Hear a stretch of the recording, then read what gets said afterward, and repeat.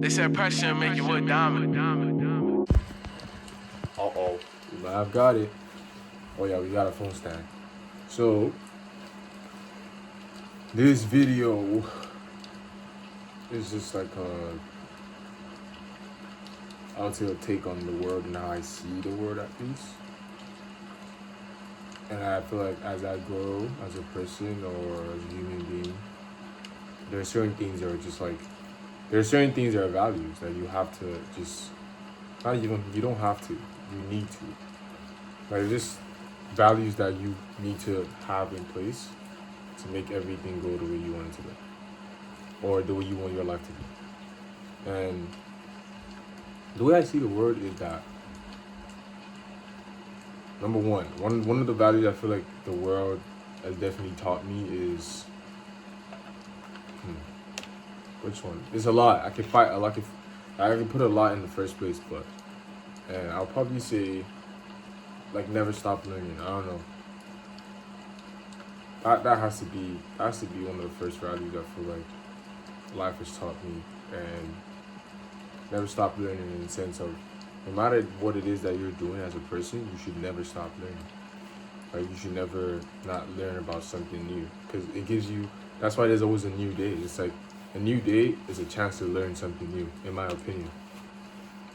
And if you look through every school, if you look through every ounce of life, you're always learning. Like you're never not learning, ever in whatever you do.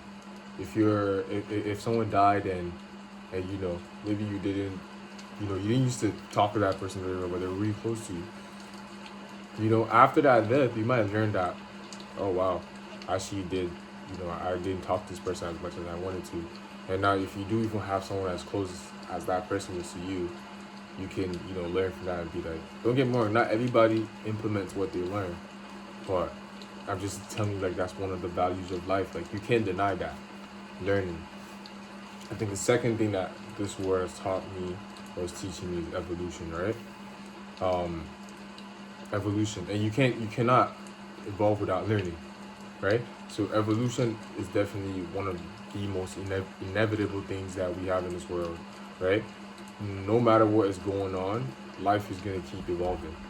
Like it's never going to stop. So, but like I have to break it down for what I mean by evolution, right? So evolution goes like this. Ever since the world has been the world, it's been evolving. Even in the spiritual aspect of life, everything evolved. Every single disciples or every single God we may have or every single religion, everything evolves, right? In the world of evolution, evolution is logical, is biological, it's spiritual, and it's technical. And you might feel like, oh, okay, why? Like, what does that mean? That just shows that in every aspect of the world, there is evolution. Like, you evolve technically. This world has evolved technically. Logically, it's evolved. Biologically, it's evolved. Even spiritually, it's evolved because you're seeing things that you've not seen before, or you're hearing things that you've not heard before, or you're doing research to logical things that you didn't know before. That just shows that evolution is real. That's the second thing that life has taught me. Evolution is real. And one thing that I really love evolution, or I really don't like about evolution is so real that people don't know that it's even real. Like the world we live in right now, we're so accustomed. Or I won't say the world we live in right now, but life like world as it's what it's always been, is that we've always been accustomed to the fact that things have to kind of remain the same, and we only say that oh life moves on because we think that life moves on and it stays the same. That's why we're so easy to say, oh life moves on, life moves. Yeah, life moves on, but what does life move on for? Life moves on because it has to move on. It has no other choice. It's evolving. So like when we say life moves on, we're just saying it to cure some type of hurt that we got in our heart, or to. But we got to see that life moves on. You know what that means for you. That gives you a chance to be like better. That gives you a chance to see things from a different perspective, right? That's the second thing that that's one of the favorite thing that evolution ever taught me. Third thing I would say this word has taught me is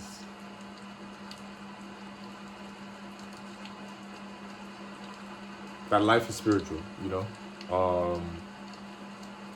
life is spiritual. Life is logical, but as much as life is so logical, life is spiritual. And when I say life is spiritual, is in every aspect of life. Most people are used to the logical parts of life than they're used to the spiritual parts of life. And it took me a while to understand this. It's not about being a Christian, a Muslim, no matter what religion you like, that you support. It's about knowing that life is spiritual. That's what life has taught me. That because some people just know that life, like, okay, they know God, but they don't know that life is spiritual.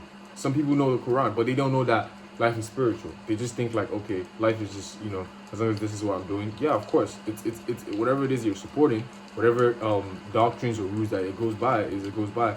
But I think people forget that those same things also apply to the bad side of life in the spiritual part. The same way you wake up every morning and you pray, oh my God, I want to, or the same way you wake up every morning and you say you want to make it in life, and you will make it in life. It's the same way somebody else is waking up, making sure you don't make it in life. And you might be like, oh, that's a lie. But it's true, because we have, like I said, life is spiritual. You can have so many things you want to do in this world, and there could be so many forces trying to stop you from doing that thing. Unironically, too. It doesn't even have to be like you're a star or anything. Any regular human being, this can happen to, right? But we don't see, a lot of human beings don't see themselves like that. So, of course, they can follow a doctrine and be like, life goes on, even if they know that God and whatever it is that they support is within them. That thing is within you. So whatever you want in this life is kind of within you. So you kind of have to see in that light, right? That's the third thing, that life is spiritual. Fourth thing that the Lord has taught me is you don't give up. I think that's the fourth thing that this word has taught me, that don't give up. No matter what it is that you're doing, if you can kind of create something for yourself, because it's not even, okay, let me let me rephrase. If you create something from yourself, from nothing, for yourself, and you might be like, what is something that means for myself? Something that you could have thought of in your head, and you went straight for it, and you created something out of nothing, right? That is something that you're creating for yourself. If you can do that, and you can intentionally like tune into yourself and be like, okay, wait, do I really want to do this? And actually watch out for signs, because one thing I've noticed is if something is not for you, there might be a lot of signs that will show that, you should probably keep doing it, but you might ignore it, right? But if something's for you, you see a lot of signs. Most of the time you will see signs around that thing. And don't get me wrong, that thing might not actually be the thing. That thing might be an opening for something else. So that's still your stuff, but it could be an opening for something else. So I feel like that's another thing that life has taught me. And that's why when that opening is happening, it feels like something bad is, everything is crashing. But everything's actually not crashing, because that thing is for you. How do you know that thing is for you? Because God is showing you that, oh yeah, this is for you, for me to show you something else. Or the Spirit is showing you that this is for me to show you something else. Or, you know what I'm saying? You are in a different light to see that, oh, okay, this is for me, or I feel this way, or I'm intentional about this. And I think the fifth thing that this word has taught me is, I don't know, taking it easy. Like, taking it easy. I feel like nervous system is something that like underratedly talked about. People do not talk about a nervous system a lot. I feel like everything you're doing in this life, you should like slow down. I feel like everybody should slow down. Don't get me wrong, I don't slow down, but I'm telling people to slow down because it's a good thing. I've noticed this, and I've done my research on it, and I've noticed that nervous system, a lot of people in their 60s, 75, the reason why they actually have heart attack and most of the diseases that they have is because their nervous system there was not one time that they were just calm. And don't get me wrong, you think calm is like running around, like when your heart is constantly racing and you're constantly in fight or flight mode, you are in a prone risk to having a lot of diseases, a lot of bad things that you don't know. I'm not even saying this off of none of that. I'm just speaking on how I see the life and how this has even impacted me.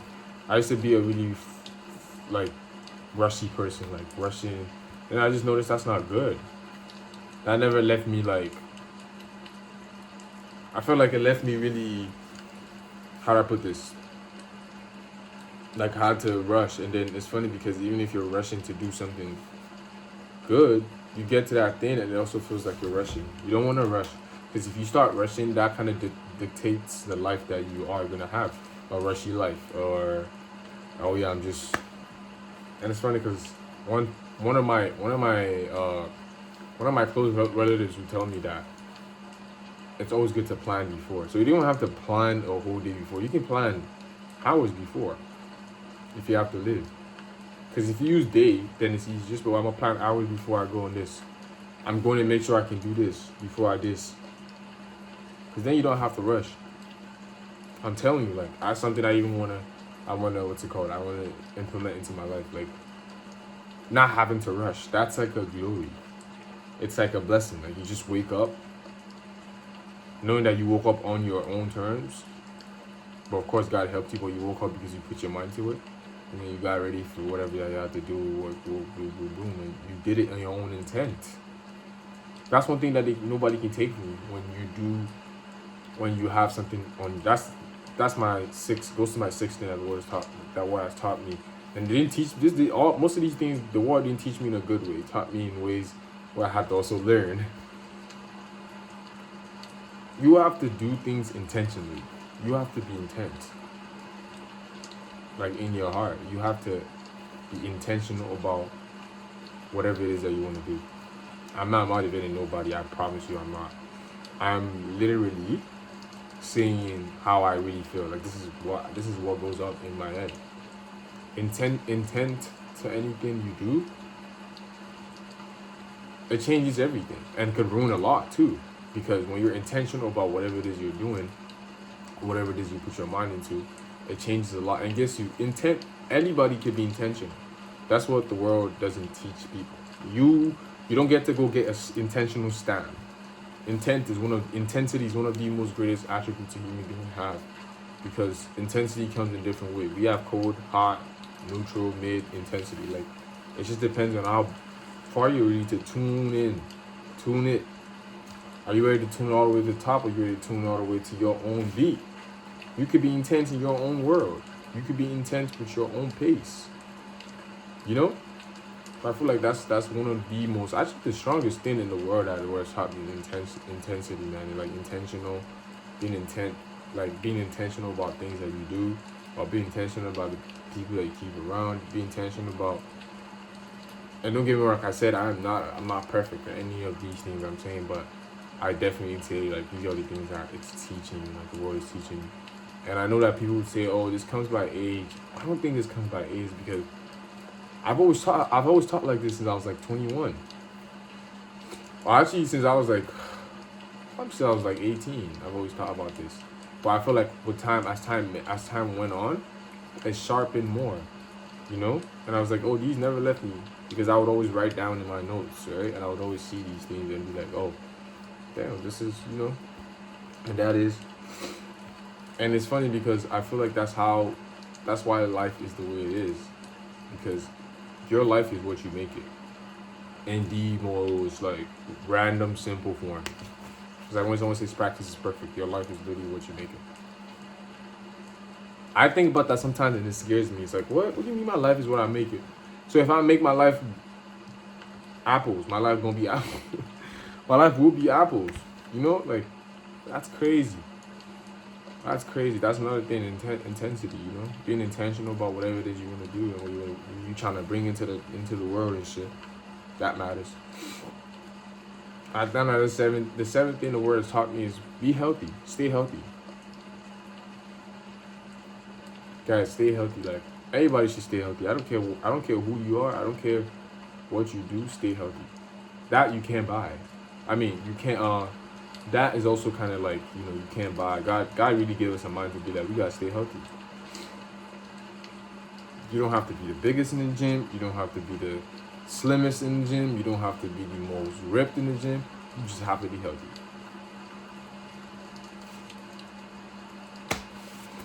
And that's crazy, because you get to understand that even the real bodies and the real immune system, they're not built in the gym. Some of them are built at home. You gotta have a good diet. That is so important. I don't care what anyone says. a good diet is so important. You also have to eat like those things that your body actually rejects. My mom always told me this. She's like, all the things that your body rejects, you gotta eat it. You have to definitely eat it, and you also have to do. You have to stretch like every day. Everyone should stretch every day. This is crazy because I remember every sport I've ever done, and this comes from the fact that every sport I've ever played in my life, or I've ever had to be, present or participate, we always stretched. Not one sport you didn't have to stretch. The stretching is actually a core to life. Like our limbs are connected. A limb right here. I said a limb. Oh my god. Our joints are connected, guys. My bad. Our joints are connected. All your joints from top here is connected all the way to your leg. How do I know? Because even sometimes when I have like pain, I can always twitch and I'll feel all the pain all the way down to my leg if I twitch the right places. So it's like stretching is definitely important. Drinking water is definitely important too. But this one is like a Superman pack. Staying away from plastics. I know that's hard. But I feel like I said, that's hard. I don't know if drinking from plastic is a good thing. I feel like we're too deep with plastic is one of our villains in this world. Plastic has ruined us all. Somehow. I just know. Plastic is, plastic has ruined us all. Like in the world that we're living right now, 80% of the things that we use are plastic. We eat from plastic. Even things are engineered, they're engineered in plastic. There's certain things that are engineered and they're just engineered in plastic. And you can't even do anything about it because that's the only form of selling those things, right? And 8th thing that this word taught me is, I'll say do it. Just do it. Honestly, do it. Like if it comes to your mind, it's better you just do it. Because thinking has its pros and cons. While doing it, doing it has its pros and cons. As for like, there's a result, so you can give a pros and cons, right? But thinking, there's no pros and cons to just thinking about this. You might feel like, oh, there's a pro and cons to thinking, but there's no pros and cons to thinking about ideas that pop in your head, and you know that you're the type of person that when ideas come into your head, you can try and execute them a little bit. Just take it out, put it out there. There's nothing wrong with that. If you ask me, there's nothing wrong with that. Just do it. Take that leap. Take that leap of faith. You never know. Like I said, I'm not motivating nobody. I'm talking to everybody, bro. I'm just talking. I'm not trying to give nobody no speech, none of that. It's just, I'm just talking to everyone, man. It's just like, this is what I might see as conversating with people or conversating with inner me to people, like telling people what I might see as the world in my view of the world. If somebody stopped me on the road and was asking me these questions, or asked me something like this, is exactly what I would say, right? Or this is my view, because we live in a really digital world as we speak right now, but like I always tell my friends, there's real life and there's social media, and there's real life and there's digital media. People forget that digital media is a real thing. Digital media is not, they teach this in school. So how do you expect that not to have impact? How do you expect that not to have impacts and influence in people's life? Digital media is taught in school. Real life is not taught in school. Have to be yourself. You have to be your own self, and to have digital media is grounded in the sense of it's taught in school. It's a function on its own. It functions in society for a thing. So how do you expect that not to have influence on people's lives? I expect people not to have no opinions about their lives when digital media plays a big role in their life. The media, that's what I'm saying. The media is mind you, don't even let me start with the media. The media is a thing, right? So it's like the media is its own entity on itself. Now think about the fact that the media has always been, since we're like with evolution, media has always been a thing. But it evolved over time, where we had non-digital media. Now we have digital media. Now we have superficial media. We have different types of medias, right? But why would you expect media not to have an impact on people's life when it's taught in schools? That's what I'm saying. If something is an entity, it will obviously have. But that's what I'm saying. It's very easy for you to be lost in the media. You can lose you can lose yourself as a human being right now in the media. For example, like the flesh don't give no fuck. But have you noticed that the soul does? Have you noticed that even sometimes you want to pull back? That's because what your soul feels, you can't really. But the flesh is okay. Like, bro, I can take as much as I want to take. You know, I don't care. But the soul always cares.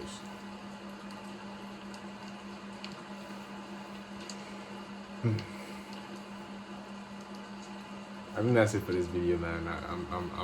I've said a lot. Peace out.